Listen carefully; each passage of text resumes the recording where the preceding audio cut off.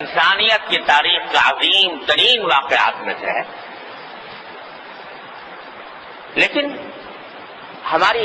ہمارے دین نے ہر چیز میں ہمیں افراط اور تفریط سے بچایا، اعتدال کا راستہ عطا فرمایا۔ لہذا ہمارے دین میں یہ فرمایا گیا ہے کہ بندگی کا مطلب ہی یہ ہے کہ جو کچھ کہا جا رہا ہے اس پر عمل کرو، اپنی طرف سے کوئی نئی چیز مت نکالو، جو بات جس درجے میں ہے اسی درجے میں رکھو، اس سے آگے نہ بڑھو۔ شب معراج جس رات میں نبی کریم صلی اللہ علیہ وسلم تشریف لے گئے وہ اعلیٰ ترین رات تھی، عظیم الشان رات تھی، لیکن پوری سیرت طیبہ دیکھ لو حضور اقدس صلی اللہ علیہ وسلم کی اور صحابہ کرام، کسی جگہ کوئی ایک واقعہ بھی آپ کو ایسا نہیں ملے گا کہ جس میں بھئی فلاں تاریخ کو شب معراج ہوتی ہے یا شب معراج بنائی جائے گی، اس میں چراغاں کیا جائے گا، اس میں خاص اہتمام کیا جائے گا۔ کہیں حضور کی سیرت طیبہ میں صحابہ کرام کی سیرت طیبہ کا ہی نہیں ملتا۔ تو اگر ہم اپنی طرف سے یہ کہنا شروع کرتے ہیں بھئی شب معراج میں چراغاں کرنا چاہیے، اول تو میں نے عرض کیا شب معراج کا یقینی طور پر پتہ نہیں کون سی رات میں ہے، لیکن اگر فرض کرو پتہ چل جائے کہ 27ویں شب ہے تو اس میں کوئی خاص چراغاں یا عام دنوں کے مقابلے میں، عام راتوں کے مقابلے میں اس میں کوئی عمل عبادت کا سنت سمجھ کر کرنا درست نہیں، کسی کو بدعت کہتے۔ لیکن ہاں ہر رات جس رات میں بھی اللہ تعالیٰ توفیق عطا فرما دے عبادت کی، اللہ تعالیٰ کا انعام ہے اور بہت بڑی فضیلت کی چیز ہے۔ نمازیں پڑھو، تلاوت کرو، نفلیں کرو، پڑھو، سجدے میں جاؤ، دعائیں مانگو، جس رات میں بھی کرو، کسی رات کی تخصیص نہیں۔ اسی طرح روزے کا معاملہ ہے، 27 رجب کے روزے کا، تو چونکہ اس میں کوئی صحیح حدیث ثابت نہیں 27ویں رجب کے روزے کی، اس واسطے حضرت عمر رضی اللہ تعالیٰ عنہ سے منقول ہے کہ اگر کوئی روزہ رکھتا تھا 27 تاریخ کو تو حضرت عمر زبردستی کر کے کہتے کھانا کھاؤ، روزہ توڑو، کیونکہ یہ تم سمجھ رہے ہو کہ سنت ہے، حالانکہ سنت نہیں، نبی کریم صلی اللہ علیہ وسلم کی سنت نہیں۔ ہاں عام دنوں میں کسی دن بھی روزہ رکھ لے، اس دن بھی رکھ لے، لیکن سنت سمجھ کر نہیں۔ اس رات کو بھی جاگ لو، جاگنے میں کوئی حرج نہیں، اچھی بات ہے، لیکن سنت سمجھ کر نہیں۔ ویسے ہی جیسے اور راتوں میں جاگتے ہیں تو اس میں بھی جاگے، اس میں بھی عبادت کریں۔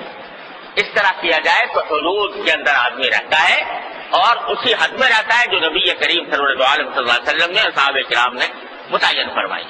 اس سے آگے بڑھنا حد سے تجاوز ہے کہ اب تک انبیاء کرام علیہ السلام سے جو اللہ تبارک و تعالیٰ کا رشتہ ہوتا تھا وہ فرشتوں کے ذریعے ہوتا تھا، کتابوں کے ذریعے ہوتا تھا، وحی کے ذریعے ہوتا تھا، لیکن حضور سرور عالم صلی اللہ علیہ وسلم کے ساتھ اللہ تبارک و تعالیٰ نے یہ خصوصیت برتی کہ خود اپنی بارگاہ میں طلب فرمایا، اور کس شان سے طلب فرمایا کہ ایک رات کی مختصر سی گھڑیوں میں اللہ تبارک و تعالیٰ اپنے بندے کو، محبوب ترین پیغمبر کو مکہ مکرمہ سے بیت المقدس لے گئے، اور اس بیت المقدس میں سارے انبیاء کرام علیہ السلام کا مجمع،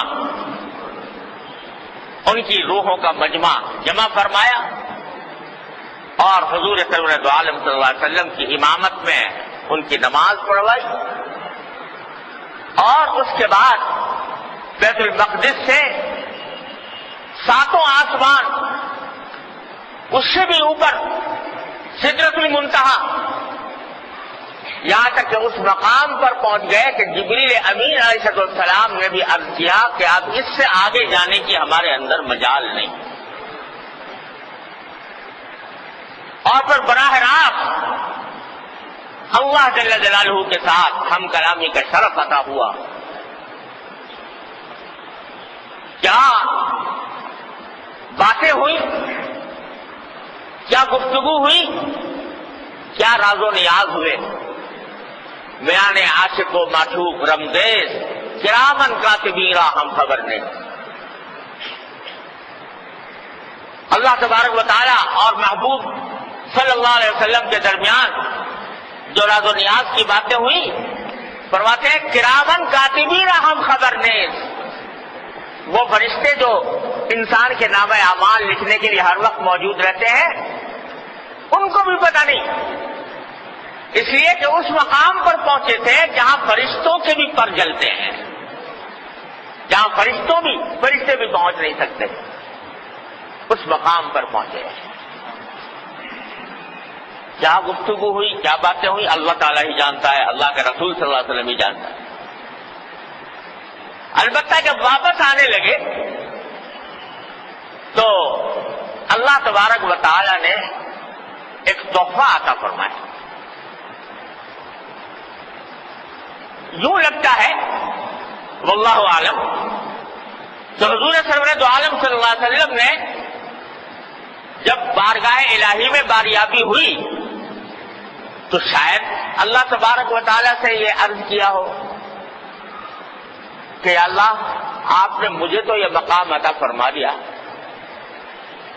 یہ مقام بلند عطا فرما دیا، میری امت کا کیا ہوگا؟ میری امت کو جس کی فکر مجھے ہر آن ہر لمحے دامنگیر ہے، اتنی دامنگیر ہے کہ اللہ تبارک و تعالیٰ فرماتے ہیں کہ کیا تم امت کی فکر میں اپنی جان گھلا بیٹھو گے؟ تو اس امت کے لیے میں کیا لے کے جاؤں؟ آپ نے مجھے تو اس مقام پر سرفراز فرما دیا، میری امت اس مقام تک کیسے پہنچے؟ تو اللہ تبارک و تعالیٰ نے فرمایا کہ ایک ایسی چیز تمہیں تمہاری امت کے لیے دیتے ہیں کہ اس کے ذریعے تمہاری امت کا ہر فرد وہ معراج کے مقام تک پہنچ سکتا ہے. اور وہ تحفہ یہ ہے کہ 5 نمازوں کا تحفہ لے کر جاؤ امت کے لیے. یہ 5 نمازیں، ان کو فرمایا گیا حدیث میں الصلاۃ معراج المؤمنین، کہ نماز مومنوں کی معراج ہے. یعنی جب اللہ کا بندہ نبی کریم سرور دو عالم صلی اللہ علیہ وسلم کا امتی اللہ جل جلالہ کی بارگاہ میں عز و نیاز کے ساتھ کھڑا ہو کر اس کی بارگاہ میں سر بسجود ہوتا ہے، پیشانی ٹیکتا ہے، سجدہ کرتا ہے، تو اللہ تعالیٰ فرماتے ہیں کہ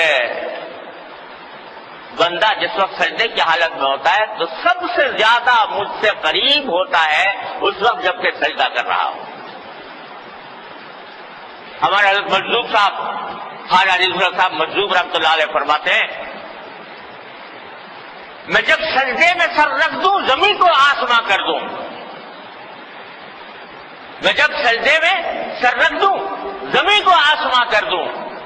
جب پیشانی اللہ تبارک و تعالیٰ کی چوکھٹ پر لگا دی تو یہ زمین آسمان بن گئی. کہاں پہنچ گیا انسان؟ سر پر قدم حسن قدم بر کلہ تاج. سر بر قدم حسن، حسن کے قدموں پر سر. حسن تو حقیقت اللہ کا حسن ہے، اللہ جل جلالہ کا حسن ہے. اس کے قدموں پر سر ہو تو سر بر قدم حسن قدم بر کلہ تاج. جس نے اپنا سر حسن کے قدموں پر رکھ دیا، اللہ جل جلالہ کے قدموں پر رکھ دیا، اس کی چوکھٹ پر رکھ دیا، اس کے قدم تاج و تخت کے اوپر ہوتے ہیں. سر بر قدم حسن قدم بر کلہ تاج. دیوانہ بڑی شان سے دیوانہ بنا ہے. تو بات یہ ہے کہ ہم لوگ سجدے کی قدر نہیں پہچانتے، سجدے کی حقیقت نہیں جانتے، سجدے کو سجدے کی طرح ادا نہیں کرتے. اس کی وجہ سے سجدے کی نہ لذت محسوس ہوتی ہے، نہ سجدے کے آثار محسوس ہوتے ہیں، لیکن اگر ایک مرتبہ پیشانی ٹیک کر دھیان سے کہہ دو سبحان ربی الاعلی، پاک ہے میرا وہ پروردگار جو اعلیٰ ہی اعلیٰ ہے، اعلیٰ ہی اعلیٰ ہے۔ دیکھو سجدے کی حالت میں سکھایا گیا سبحان ربی الاعلی کہنا، رکوع میں کیا کہتے ہیں؟ سبحان ربی العظیم۔ حالانکہ رکوع کے اندر آدمی بلند ہوتا ہے نسبتاً زمین سے، اور سجدے میں بالکل زمین سے جا کے مل جاتا ہے۔ سب سے نچلی حالت سجدے کی ہوتی ہے، اس نچلی حالت میں کہا جا رہا سبحان ربی الاعلی، پاک ہے میرا وہ پروردگار جو اعلیٰ ہی اعلیٰ ہے، جس کی شان بلند ہی بلند ہے۔ تو کیا کہا جا رہا ہے کہ اس اعلیٰ کی چوکھٹ پر میں نے اپنا سر رکھا ہے، تو اس کی چوکھٹ پر جب سر رکھا ہے تو وہ اعلیٰ ہے، اس اعلیٰ کی چوکھٹ پر سر رکھا ہے، تو اعلیٰ ذات جو ہے وہ میرے اس سر پہ رکھنے کو رائگاں نہیں جانے دے گی، بیکار نہیں جانے دے گی۔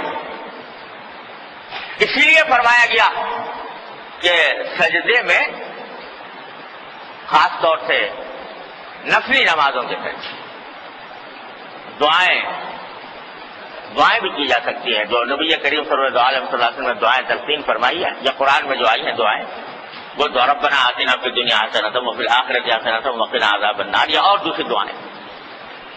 تو سجدے کی حالت میں دعا کرنے کا اور ہی لطف ہے۔ تو اللہ تبارک و تعالیٰ نے امت محمدی علیہ صاحب الصلاۃ والسلام کے لیے شب معراج میں یہ سجدوں کا تحفہ بھیجا۔ اللہ تبارک و تعالیٰ اپنے فضل و کرم سے، اپنی رحمت سے ہم سب کو حد سے تجاوز سے محفوظ فرمائے، اور معراج کا جو سبق ہے اللہ تبارک و تعالیٰ اس کو ذہن نشین کرا کر اس پر عمل کی توفیق عطا فرمائے۔ وآخر دعوانا الحمدللہ رب العالمین۔